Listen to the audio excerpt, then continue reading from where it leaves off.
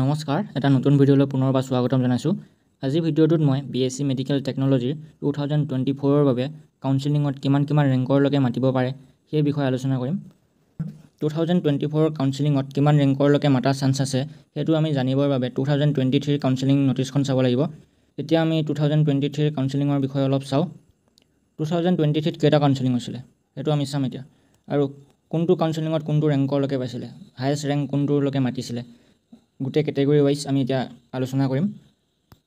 প্ৰথমতে চাওঁ আমি কাউন্সেলিং কেইটা হৈছিল। কাউন্সেলিং হৈছিল 2023 4টা কাউন্সেলিং হৈছিলে। 3টা এনেকৈ first counselling, second counselling, third counselling হৈছিলে, আৰু এটা মপ আপ হৈছিলে। এইখন হৈছে ফাৰ্ষ্ট কাউন্সেলিঙৰ নটিছ। ফাৰ্ষ্ট কাউন্সেলিঙৰ ৰেংকবোৰ এনেকুৱা আছিলে। দিব্যাংগসকলক সকলোকে মতা হৈছিলে। আনৰিজাৰ্ভ কেণ্ডিডেটসকলৰ ৰেংক 1ৰ পৰা ৰেংক 200লৈকে মাতিছিলে। তাৰপিছত EWS কেণ্ডিডেটসকলৰ 1ৰ পৰা 250লৈকে মাতিছিল, আৰু OBC MOBCৰ 1ৰ পৰা 500লৈকে মাতিছিলে, আৰু SCৰ 1ৰ পৰা 642লৈকে মাতিছিল, আৰু STP 1ৰ পৰা 845, আৰু STHৰ 1ৰ পৰা 873লৈকে মাতিছিল। তাৰপিছত ছেকেণ্ড কাউন্সেলিঙত যদি আমি চাওঁ, ছেকেণ্ড কাউন্সেলিঙত আনৰিজাৰ্ভৰ মাতিছিল ৰেংক 1ৰ পৰা ৰেংক 230লৈকে, আৰু EWSৰ ৰেংক 1ৰ পৰা 265, OBC MOBCৰ 1ৰ পৰা 724, আৰু SCৰ 1ৰ পৰা 750, STPৰ 1ৰ পৰা 1291, আৰু ST হিলছৰ 1ৰ পৰা 1575লৈকে মাতিছিলে। এইটো হৈছে ছেকেণ্ড কাউন্সেলিং। ফাৰ্ষ্ট কাউন্সেলিঙত এইখিনি মাতিছে। ইয়াত যিখিনি ৰেংক আছে বহুত বেছি আছে। তোমালোকে যদি চাব পাৰা ST হিলছ 1ৰ পৰা 1575। ইয়াত যে 1575 জনেও ছিট পাব সেইটো নহয়, কাৰণ যেতিয়া কাউন্সেলিঙৰ ৰেংকটো ফিল আপ হৈ যায় তেতিয়া পিছৰ কেণ্ডিডেটখিনি ৰখাই দিয়া হয়। পিছত যোন যায় কাউন্সেলিঙত তেওঁলোকে ছিট নাপায়। সেনেকুৱাই হয় বাকী কেটেগৰীবোৰতো।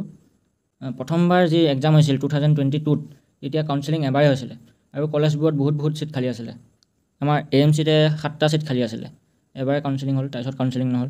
সেইবাবে যোৱাবাৰ 4টা কাউন্সেলিং হ'ল, আৰু সকলো ছিট ফিল আপ কৰিবলৈ তেওঁলোকে যত্ন কৰিলে। প্ৰথম কাউন্সেলিং এইটো হৈছে দ্বিতীয় কাউন্সেলিঙৰ নটিছ। এতিয়া তৃতীয় কাউন্সেলিং। তৃতীয় কাউন্সেলিং হৈছিল ST হিলছ আৰু STP সকলৰ মাজত। এইখন হৈছে তৃতীয় কাউন্সেলিঙৰ নটিছখন।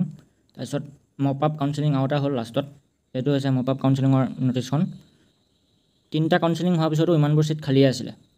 মানে বহুতে কাউন্সেলিঙত যায়, ছিটটো লৈ আহে, কিন্তু এডমিশ্যন নলয়। সেনেকুৱা ষ্টুডেণ্ট বহুত আছে, তাৰ বাবে বেলেগে ছিট নোপোৱা হৈ যায়। সেইবোৰৰ কাৰণে আকৌ মপ আপ কাউন্সেলিংটো হৈছিলে লাষ্টবাৰ। এই মপ আপ কাউন্সেলিংটো হৈছিল 8 জানুৱাৰী 2024ত, কিন্তু যোৱাবাৰ যিটো বেচ আছিল 2023 তেওঁলোকৰ ক্লাছ আৰম্ভ হৈছিল ডিচেম্বৰৰ পৰা। এই ক্লাছ আৰম্ভ হোৱাৰ 1.5 মাহ পিছত এই কাউন্সেলিংটো হৈছে। কিছুমান ষ্টুডেণ্টে ছিটটো লৈ আহে কিন্তু এডমিশ্যন নলয়, আৰু কিছুমান ষ্টুডেণ্টে এডমিশ্যন লয়, কিন্তু যোৱাবাৰ যিহেতু ডিচেম্বৰৰ পৰা ক্লাছ হৈছিল, ডিচেম্বৰৰ প্ৰথম সপ্তাহৰ পৰা, যিসকল ডিচেম্বৰত অহা নাছিলে, জানুৱাৰীৰ পৰা ক্লাছ কৰিবলৈ আহিছিলে, তেওঁলোকৰ এডমিশ্যনটো কেঞ্চেল কৰি দিয়া হৈছিলে। সেইবাবে বাকী ছিটকেইটাও খালী হৈ গৈছিলে। সেইবাবে মপ আপ কাউন্সেলিঙত বহুত ছিট আছিল খালী। এবাৰো এনেকুৱাই হ'ব চাগৈ, নটিছ ওলাব। এবাৰো এটা কাউন্সেলিঙেই নহয়, 3-4টামান কাউন্সেলিং হ'ব এবাৰো, যোৱাবাৰৰ নিচিনা। যোৱাবাৰ এই নটিছখন চাই অলপ হ'লেও আইডিয়া পাইছে চাগৈ কেনেকুৱা হ'ব কাউন্সেলিং, আৰু কিমান ৰেংকৰলৈকে মাতিব পাৰে। গতিকে এইটো চাই পেলাই অলপ আইডিয়া লোৱা। আৰু 2024 এতিয়ালৈকে কাউন্সেলিঙৰ নটিছ ওলোৱা নাই। ওলালে এনেকুৱাই ওলাব। প্ৰথম কাউন্সেলিঙত এনেকৈ মাতিব এইটো ৰেংকৰলৈকে, দ্বিতীয় কাউন্সেলিঙত এনেকুৱালৈকে মাতিব পাৰে। যদি তৃতীয় কাউন্সেলিং, চতুৰ্থ কাউন্সেলিং হয়, আকৌ এনেকুৱাই নটিছ ওলাব। গতিকে আজিৰ ভিডিঅ'টো ইমানেই আছিলে। ভিডিঅ'টো চোৱাৰ বাবে ধন্যবাদ।